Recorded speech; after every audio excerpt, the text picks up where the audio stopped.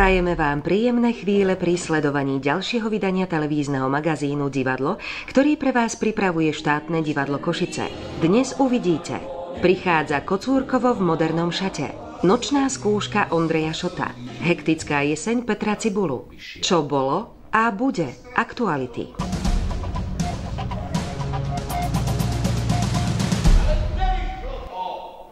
Už v piatok 7. novembra budú v historickej budove pokračovať oslavy 90. výročia prvého predstavenia Východoslovenského národného divadla.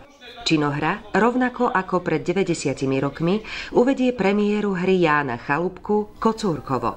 Tá sa predstaví v netradičnom modernom šate a ako parafráza na pôvodný text prinesie aj niekoľko prekvapení.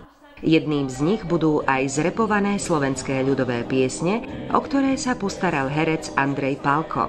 Diváci ho uvidia v postave Dunapartyho.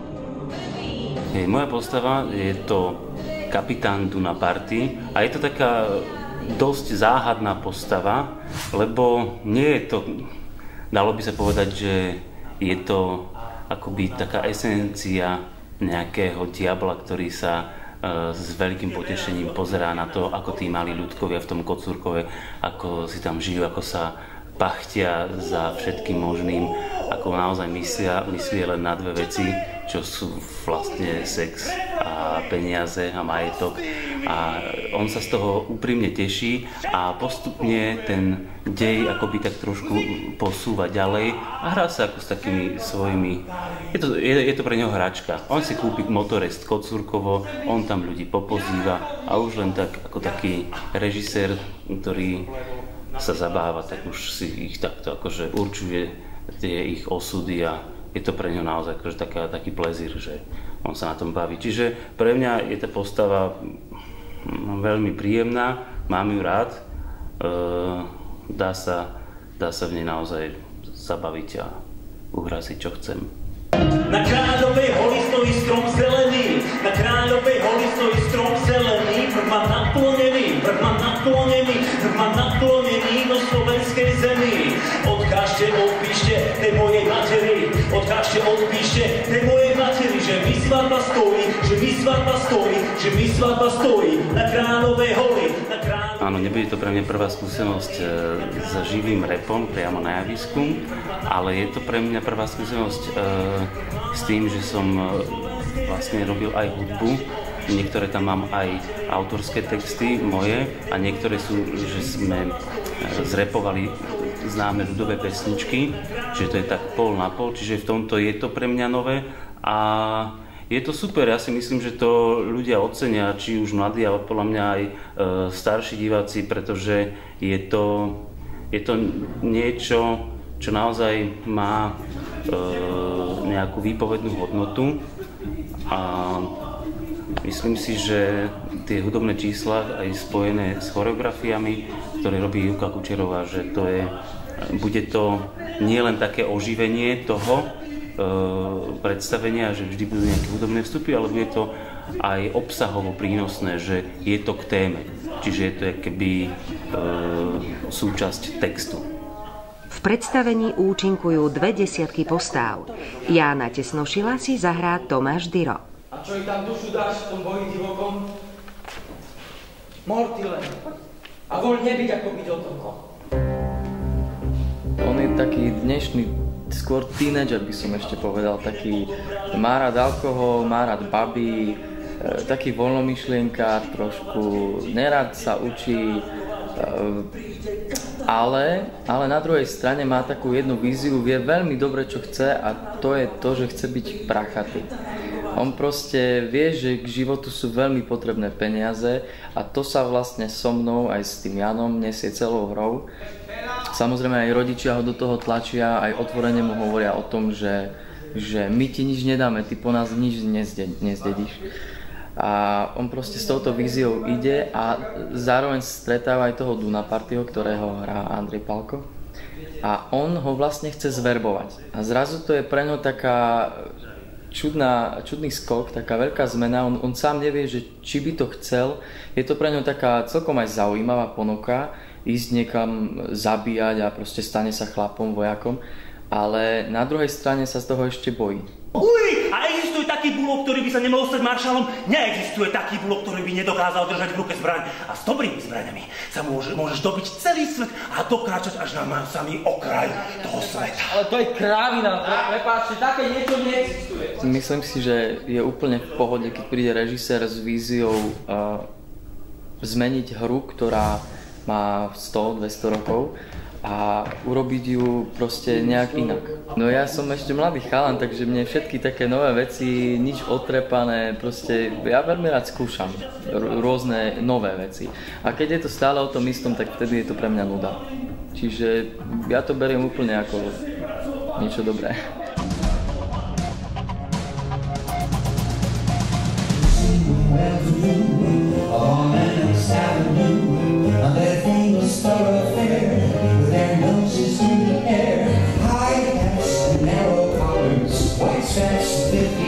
Prvou premiérou baletu v novej sezóne bude 28. novembra nový projekt z autorskej dielne Ondreja Šota s názvom Nočná skúška príprava na muzikál. Šot opäť pripravuje niečo netradičné. Pohľad do zákulisia prípravy ambiciózneho muzikálu. Rozhodli sme sa v dramaturgiu vytvoriť príbeh priestoru, čo sa deje v zákulisí divadla, keď sa nacvičuje premiéra. Je to premiéra ako k tanečnému muzikálu, kde spolupracujeme s činohrou štátneho divadla v Košiciach s hercami, kde majú svoje postavy, ako máme dramaturgičku baletu, ktorá žila 25 rokov v Holandsku, ktorá vie, ako vyzerá súčasné umenie. Máme tu režiséra, ktorý je dosť v dezolátnom stave, stále nevie, čo chce a prispôsobuje sa pani dramaturgičke. A máme tu šéfa baletu, ktorého nikto nechcel. Potom máme inšpicienta, choreografa. To sú také hlavné postavy tohto diela. Celý príbeh sa začína normálnymi skúškami, tréningom, konkurzami. Šťastím je pochopením riaditeľa štátneho konzervatória pána Galoviča v Košiciach, že môžeme spolupracovať s Košickou školou Exnárovej 8 v Košiciach, hlavne s pánskym súborom a aj s niektorými dievčatami. A celý tento príbeh končí zvláštnou nepodarenosťou, pretože keď je veľa odborníkov a veľa nepraníkov, tak väčšinou divadlo nefunguje. Lenže príbeh sa odohráva kamerami aj zo zákulisia, že my vidíme, ako sa to nacvičuje, čo sa deje. Sú tam príbehy tanečníkov, ktorí sa dievčatá zamilujú do chlapcov a prežívajú s nimi také romantické chvíle. A celé to končí nepodarkom, kde v tajomstve choreograf si nacvičoval vlastný program a na záver je taká 35-minútová show na Robin Williams, na jazzové orchestre a swingové muziky a Michael Bublé a je tam hudba, populárna hudba z celého sveta, súčasná, je to príbeh pre mladých aj starších a chceli by sme z toho urobiť takú trošku humornú, by som povedal, čas, pretože ja mám inšpiráciu z úžasného divadla, kedysi z Národného divadla z Prahy Laterna Magika, keď sa robili projekty, ktoré sa menili stále a nič nefungovalo.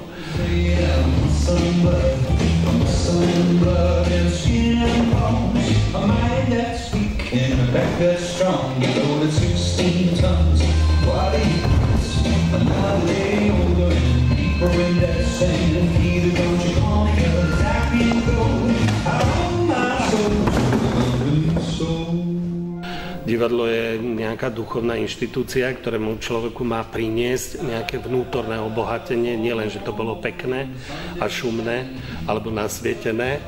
Myslím si, že na divadle sa aj učím sa aj ja a myslím, že ten žáner, ktorý robíme za kulisie, že to vždy je tak, že po srande je dráma, po dráme je sranda alebo humor.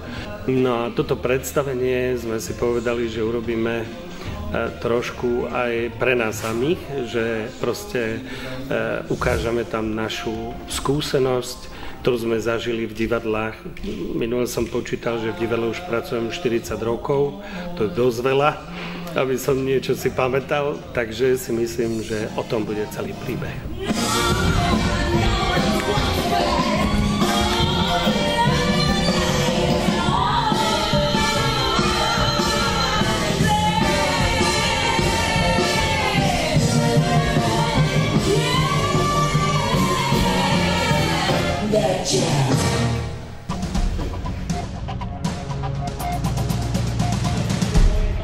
Poriadne hektickú jeseň prežíva herec Peter Cibula, ktorý účinkuje v predstaveniach nielen svojej domovskej činohry, ale aj v produkciách opery a baletu.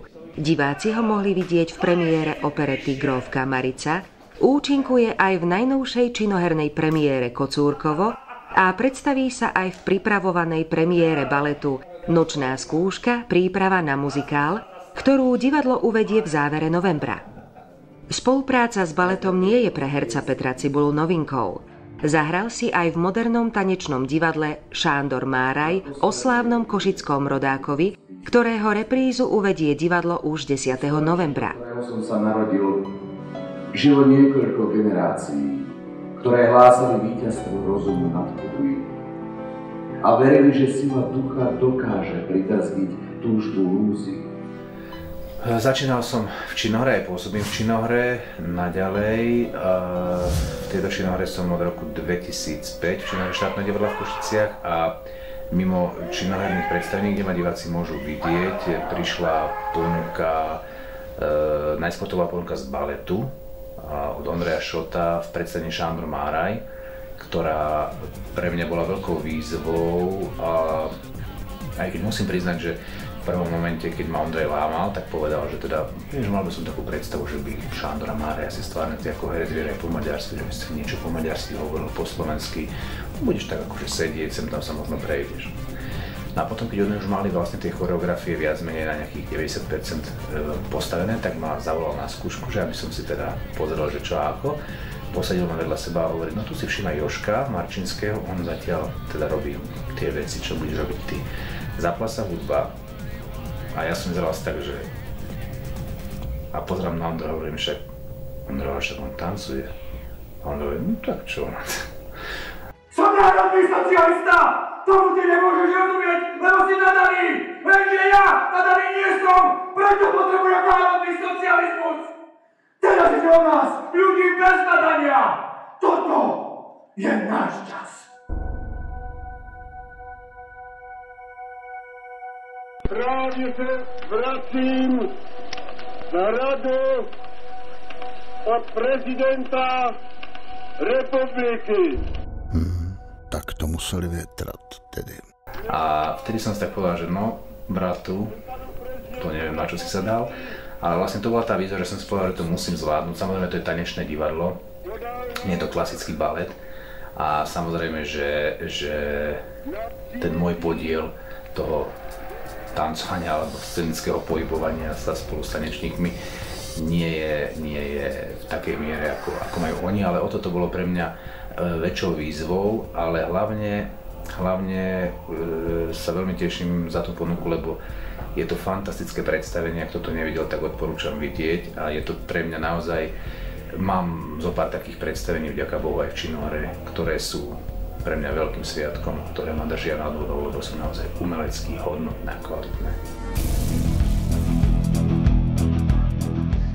Takže môžu ma diváci vidieť v činohre, môžu ma vidieť v balete a môžu ma vidieť aj v opere Ariadna na Naxe, kde som tiež teda spoluúčinkoval s našou operou štátneho divadla a taktiež v operete Grófka Marica, ktorá mala teraz nedávno premiéru. Pre mňa ako pre herca je to veľmi zaujímavé, že mám takú možnosť, je to taký, aspoň pre mňa je to taký veľmi obohacujúci pocit, že zrazu nemám kamarátov len medzi kolegami z činohry, ale zrazu ako keby sa mi rozrastla tá divadelná rodina a človek sa naozaj, aspoň teda za seba hovorím, cíti nejak tak dobre.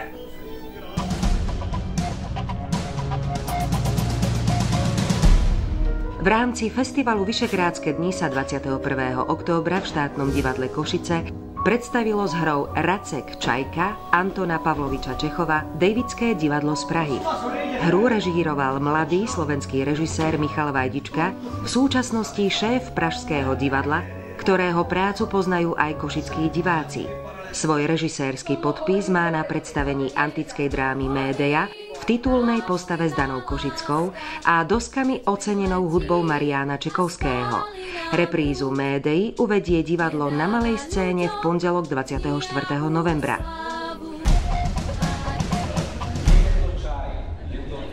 Námorníckým rumom vypravili do sveta CD nosič s melódiami z úspešného muzikálu Móric Beňovský, protagonisti slávnostného krstu, ktorý sa uskutočnil pred reprízou muzikálu v sobotu 25. novembra. Krstnému otcovi, primátorovi Richardovi Rašimu, asistovali režisér Milan Antol, dramaturg Peter Himič a líder skupiny No Name Igor Timko, ktorý sa v postave Stepanova po viacerých rokoch vrátil na divadelné dosky. V útorok 11. novembra sa na malej scéne predstaví Spišské divadlo zo Spišskej Novej Vsi. V rámci hosťovania uvedie v Košiciach hru Jamieho Seloma, takmer bohyňa, o milosrdných avantúrach výnimočnej a tajomnej ženy Gali, ktorá sa myhla aj v živote Salvatora Daliho.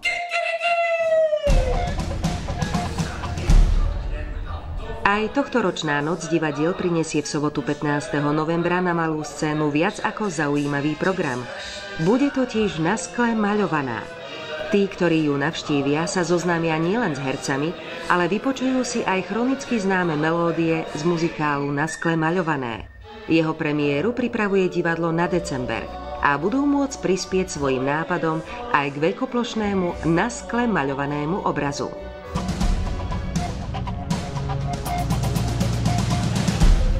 Využite jedinečnú príležitosť vyhrať vstupenky na predstavenia Štátneho divadla Košice. Stačí, ak poznáte odpoveď na otázku, ktoré predstavenie uviedlo ako prvé pred 90 rokmi Východoslovenské národné divadlo Košice. Svoje odpovede zasielajte na adresu divadlo.tv@sdke.sk do pondelka 10. novembra. Výherkyňou súťaže magazínu Divadlo vysielaného 19. októbra sa stáva Valéria Lagosová mladšia z Košíc.